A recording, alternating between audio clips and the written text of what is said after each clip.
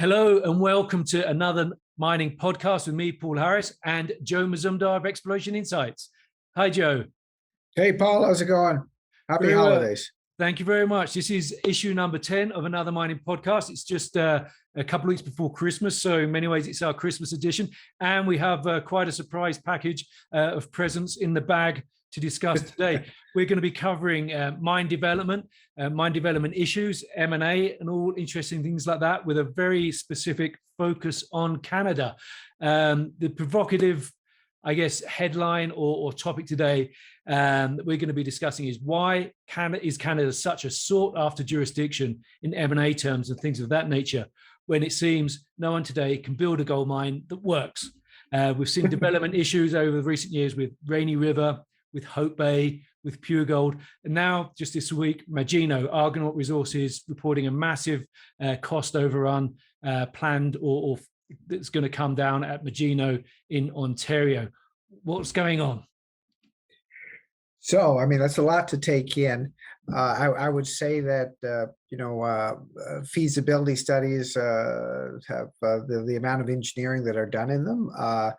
And then when you get to reality and start building them, there seems to be a dichotomy between what you thought theoretically would work and what you actually have.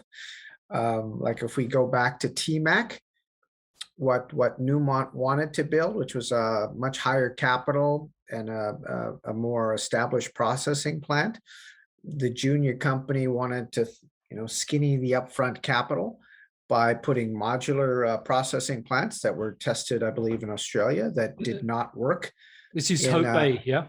This is Hope Bay, yeah. And so that had its own issue, which gave it working capital issues, which, forced a take under almost by Agnico.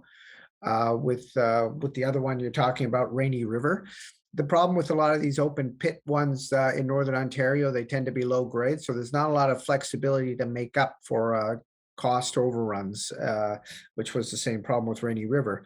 If we go on to then we had issues with Pure Gold, and that was an underground mine in the Red Lake area, where they put out a feasibility study, got funding for it, and then basically changed scope because they didn't have enough faces and flexibility to get the grade that they wanted to get into. With respect to the feasibility plan, they were looking to get 8 grams, and they were getting more like 2 or 3. Now what we have with Magino, which is Argonaut's project, that original feasibility study was done in November 2017. And I believe, the capital in Canadian was around 410 million. And now fast forward to, they've done some development work, earthworks and that, and also looked at power. And now they're saying that the number is 800 million, which is, almost twice as much as the original feasibility study, which was, what they would use to get funded. Yeah, I mean that's quite an overshoot, and a lot of companies have been talking about cost inflation. But as you say, the changing of scope and having to do things that weren't envisaged at the feasibility study level adds on additional costs, and that's going to be Argonaut share price has suffered considerably over the last few days, and it's potentially going to suffer more because obviously they've got to go out and raise a ton more money to contemplate and to execute the additional things they now need to do. Well, they're saying that liquidity-wise, that they're okay in terms of accessing the capital, which is probably what they want to tell the market, that it's not so bad and we're not going to raise equity. We've got a revolving credit facility we can tap, and we've got enough working capital. So that's what they're trying to tell the market right now, is that they have enough capital to bridge the gap. The problem is when it's a junior like a Pure Gold or a TMAC or somebody like that that's trying to build the project and then runs out of money, then the market knows that they're going to go back to the equity markets, and hence the plunge. The problem right now, I think, for Argonaut is not only are they taking a hit in scope and how they build projects, and so that lack of confidence in management, which forced the CEO and founder of the company to basically resign, is a big deal, because now that same sort of perspective or perception, let's say, of incompetence is now being put over any other development project or any of their operations right now, because they feel like, hey, you were originally a small open pit heap leach producer of precious metals in Mexico. Now you're trying to build something very large, which is a big part of your reserves, a big part of your growth in terms of inferred resources, then you don't seem to be able to do it. Well, I think that's an interesting thing because Argonaut grew. They bought Alio, and they bought assets in Nevada, which again, open pit heap leach, very similar to what their the core strength is. But then they've stretched, going to something very different in a very different jurisdiction, and they've tripped up. Yeah, and the thing is that some of it was engineering, like what they said on the call was, when they were doing the earthworks, got underneath the glacial till, then they found the bedrock to be more undulating and such that required more work to put the processing plant on top. They are pre-stripping the open pit. And then they've got, I think, a $50 million delta in the tailings management facility. And any reductions in capital that they were discussing didn't go away. They just put it in sustaining. So it's not like we're seeing, oh, hey, we got a gain here, we got a positive here, then a negative here. It's more like, okay, let's take that money out and stick in sustaining, so the upfront looks a bit lower. The other issue, which is interesting, is that we talk about Northern Ontario power, hydropower, access to power. And they're right beside Richmont's, sorry, not Richmont, now Alamos's Island mine, which is an underground mine that's right next door to them. And they have access to grid power. And these guys were thinking that they could get access to grid power by upgrading the line.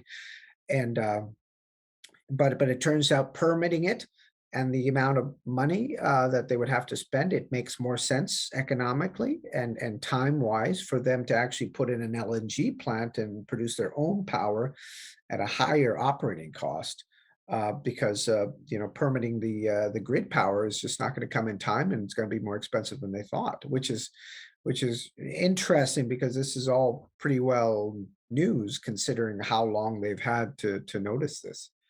Yeah, it kind of reminds me of the very wonderful and famous Mike Tyson quotation that everybody's got a plan until they get punched in the face.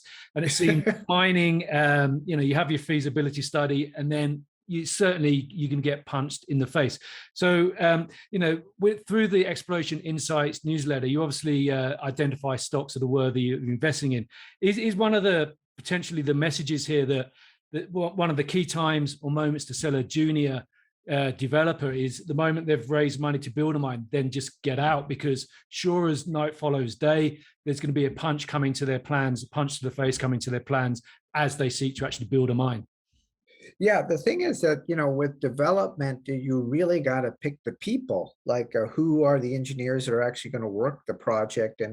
And you can have some development stage companies that are looking to get the best looking technical report or economic study on their project as like when you're selling a house, you dress it up for the people that would actually be attracted to it. Or what you do is you build it the way you think it's functional, and you'll actually live there yourself, and that might be two different plans. And so you got to look at the feasibility and the people that are actually producing the feasibility study. And is this a feasibility study that's actually feasible and actually is something somebody would build, or is it something that just gets them the IRR that attracts somebody to look at it? That might be the case for a lot of juniors that that are non-cash flowing and want to get taken out. But for Argonaut, I would think that this would not be what they would have done with their feasibility study. They shouldn't have wanted a feasibility study that told them that that this is not going to work. And I think you pointed out before that they had a bigger plan of 30,000 ton per day that they might have wanted to joint venture with somebody, because the capital was almost the capital that they're estimating right now, because the original capital was around 410 at November 2017, but for a 10,000 ton per day plant. But the 30,000, I'm not sure, maybe that was around 800. I mean, is there an element, playing devil's advocate here? As you mentioned, the feasibility was 2017, back in 2017. This was before Argonaut had bought Alio, before it got the Nevada assets. It was a much, much smaller company then. So is there an element that 2017, with its 10,000 ton a day and 30,000 ton a day scenarios, could have been, let's say, perhaps more of a marketing document to try and entice a partner in, rather than, hey, this is our plan for what we want to do ourselves? It could have been, because the thing is that that 410 number kept creeping up to the 510 number that they're now comparing it to. Because the 510 number, Canadian 510 million number, isn't the number from the feasibility, November 2017. They were changing that over between the 2017 number to when they got closer to build it, when they secured, I believe it was $50 million in unsecured convertible, and also another, I think it was 150 million odd in a revolving credit facility. So by the time they thought about where they're going to get the money, that number in terms of upfront capital had already gone from 410 million Canadian to 510. As they got to building it, now it's 800 million, and now they're putting out a new feasibility study.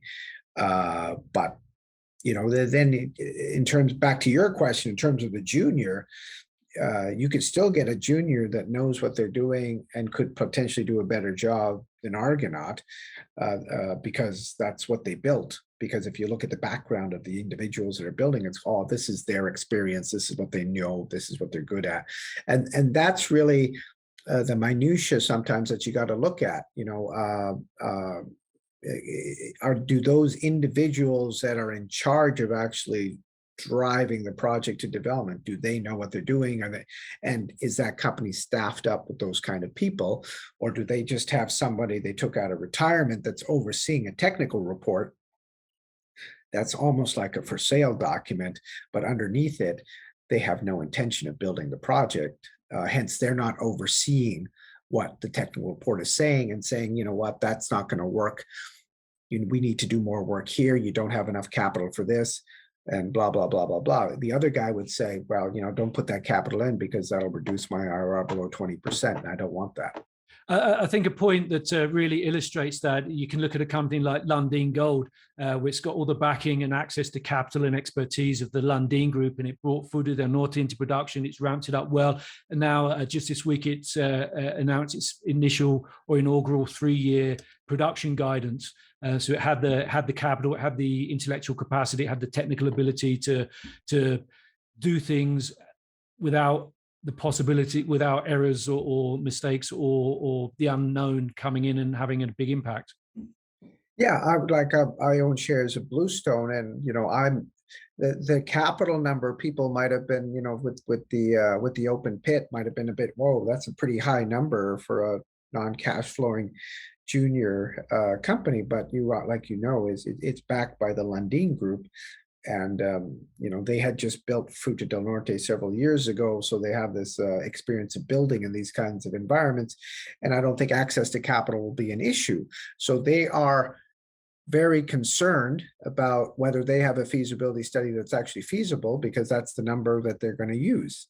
They're not concerned if, oh, that's not the number we want because the market's not going to like that number. It's the number that they are looking for that's feasible, that's going to work, and that they can achieve, which is a different number than some, for sale documents that are technical reports.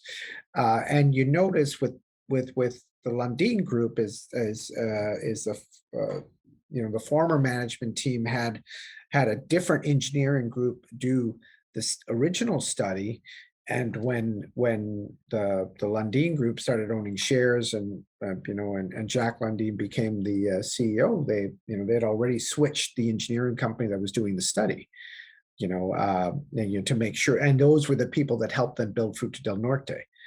And so really that's the sort of nuance that you got to look at when you see, well, what is what do they actually want to do? And from everything I can see, Bluestone wants to build it. Okay, well let's move on. This has an interesting M&A angle, a couple of different facets to that. A number of the companies we've talked about, the developers of these projects, generally either hope that a buyout would come their way once the asset was built, or that it would be the start for them to build their own empire. Clearly, that's not necessarily happening that way anytime soon. But a key M&A angle I want to focus on is this. It perhaps underscores why many recent transactions have been for built and therefore de-risked assets. And here we're talking about Brucejack, Red Chris, Red Lake, Moose River. The common denominator there is that in addition to being developed assets or close to finished development assets, the acquirers were all Australian companies. So are Australians better at managing risk? Another example perhaps is Northern Star getting exposure to Cisco Mining's pre-development windfall, although through a convertible debenture rather than a direct takeout or buying equity. What's your thought there? Well, yeah, I think the issue for a lot of Australians, I would say specifically Newcrest, is their ability to expand in their sandbox, which would be Asia, and Australasia was getting more limited as they were taking on more geopolitical risk in these other jurisdictions, and then they basically decided that let's commit to the Americas, and that's not only Canada, but they've made investments in Ecuador with Lynden Gold, and they've got an office in Denver, and they've made a significant $800 million US commitment into Red Chris, and then Brucejack and Pretium acquisition came off the top of that because now they're comfortable in that jurisdiction. Red Lake, I believe that was Evolution. The underground mining, as soon as they got that, they changed the resource to something that they thought was more achievable, and they bought Battle North Gold, which was formerly Rubicon, basically for the plant, because they knew that they were going to have higher throughput, and if you got a plant right next door at a discount, take it. So I think some of this is movement, knowing that Western Australia was getting more expensive in terms of acquisitions. Asia was getting a little bit more risky in terms of jurisdiction, and they wanted to keep it at a low risk geopolitical risk jurisdiction. And so Canada seemed like a great place. It was open, and there was not a lot of M&A activity at that point. So they were basically driving it. But now we see Kinross come in and take out a non-resource asset with Great Bear. Let's get onto that in a moment. Yeah. I think it's interesting that, what you say, the Australians wanted to diversify, but they were prepared to accept a new jurisdiction risk, but they weren't necessarily prepared to accept development risk at the same time. So they went for assets. Yes. I mean, you don't want to do everything, because when you want to go there, you don't want to understand permitting. You don't want to have to understand, how do we get, because it's a big comparative advantage. Let's just take Red Chris, was that Newcrest did underground block caving well, which is something Imperial wanted to avoid because they didn't do it at all. So they had a big block caveable mine there, but they were open pit mining because this is what they were more comfortable with. Whereas when Newcrest saw this, they saw that they had a comparative advantage of changing the mine plan and going underground quicker, because this is where they're more comfortable. And so there was a big comparative advantage for them to take that. And so whenever you look at this M&A, then, that's what you want to see. What is the acquirer bringing to the table? Like, how is this going to be accretive to them? And I think technically that asset was accretive to Newcrest, because out of all the other bidders, probably there were very few that could do what Newcrest can do. And that was a very big comparative advantage for them. And it was in Canada, Okay, another sort of recent deal in the past year or two in Canada, there's been sort of Kirkland Lake Gold buying Detour Lake, again, another asset that's already built. And then obviously Agnico Eagle buying Kirkland Lake, or in the process of buying Kirkland Lake. So again, both de-risked. And you started talking about sort of Kinross Gold buying Great Bear Resources before I sort of cut you off. And I think that's an interesting one, because while as a lot of the transactions have been companies buying developed assets, this one is very, very different, because as you mentioned, Great Bear Resources has the pre-resource Dixie project in Red Lake. Kinross is paying 1.4 billion US for that, and it's got all the execution risk ahead of it. One of the first things it's going to do, it's going to push back the target date for the maiden resource by a year to from early 2022 to presumably early 2023, because it wants to do 200,000 meters of more drilling, infill and extension drilling to, I guess, basically find out whether it's there or not. I mean, it seems it's a very different approach. Pre-resource, 40% premium, $1.4 billion bet that there's actually the deposits there that it thinks is there. Yeah, I would say like, Newmont had bought GT Gold, but that was post-resource, but they were probably accelerated with respect to buying that when they probably didn't want to because of some finagling in the background with some other shareholders. But again, that Saddle North deposit had a resource. This is more interesting in that in terms of the discovery curve, Great Bear was getting to the peak of the discovery curve, and management did a brilliant job of drilling it, keeping the share structure tight over the interim, putting out results, and then but keep pushing back the resource, because at that point with that valuation, whatever they put out would probably have disappointed the market. Because the market might have thought, oh, it's going to be 10 million ounces at a gram of open pit, look at how much they're going for. But, maybe they couldn't come up with that number in a resource because they would have to keep the drilling tighter, which would mean that they would need another 40 or $50 million of drilling, that the exact 200,000 meters that Kinross is doing to figure out if it works. I'm sure Kinross has a number for all the drilling that's been done to date, and they seem to believe that the continuity exists, that they could confirm that with the 200,000 meter. That's the bet that they're taking, but I wouldn't call it an execution risk bet. I would call it more of a resource risk bet, because there's a contingent payment, small, but to say that once we put out a feasibility study or a construction decision on 8.5 million ounces of measured and indicated resource, and let's say there's another 1.5 million ounces of inferred still sitting there, so let's say it's a 10 million ounce deposit, we're still talking, maybe 140, $150 million per ounce that they're going to spend. The average, I believe, is probably around $35 to $40 an ounce of resource in terms of evaluation. But this company had no resource at all. So Kinross to come in, play the premium, and then take that resource risk going forward is something new that we haven't seen. Are we going to see another bid? I don't think so, because I don't see a lot of other companies thinking about taking over this stage of a company at this kind of valuation, and then taking on all that risk going forward.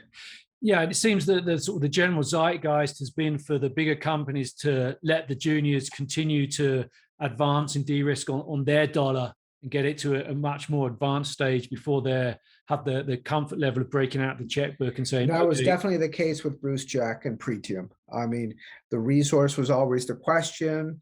They mined it, they changed management, and then they changed their benchmarks and they changed their guidance. And now they've gotten to a point where, their mine plan is probably more believable. And Newcrest, obviously with their comfort level in British Columbia, I don't think there were any other bidders, and that's probably another important facet about it. Saw some synergies and thought that there was an easy, because they did have a production shortfall, and this 350, 400,000 ounces from Bruce Jack would have filled it.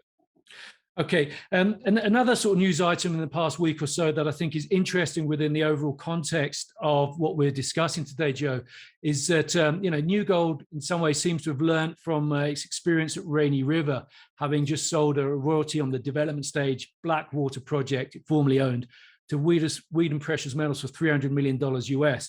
Therefore, getting the money today and transferring the execution risk the building that project onto Wheaton. I mean, that seems like perhaps a sensible thing to do, given that how badly it got burnt on project development in the past.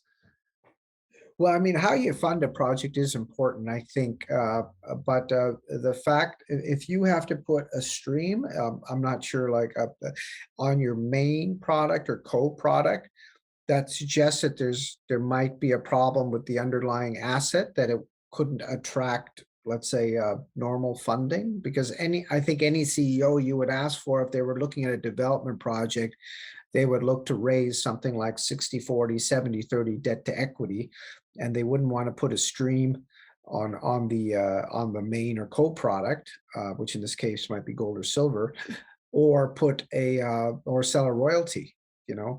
But once you have to do that, that's sort of suggesting that you can't get normal debt because there's an issue with the asset that they don't want to give you money. But you know, I take your point. Like just like Rio 2 funding, their project in Chile is they had no option.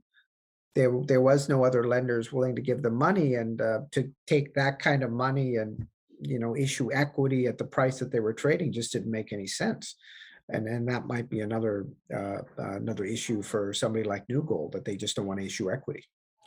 Okay. Now we spent a lot of this conversation sort of knocking projects or projects that have had issues, but obviously Canada's got a whole host of very successful mines and very successful transactions. Some very obvious ones to mention are sort of Canadian Malartic, that was an M&A a few years ago, and Lynden Gold. They've both been very successful for their new the new owners. So how do you see sort of things playing out in the M&A space? Do you think there's going to be, you know, presumably more transactions will come? Will they be more of the type of transactions we've seen the Australians do, where they're buying more fully de-risked assets? Or are we going to start to see more transactions like Kinross, where much earlier in the development curve, companies are prepared to take the risk and put their money where their mouth is?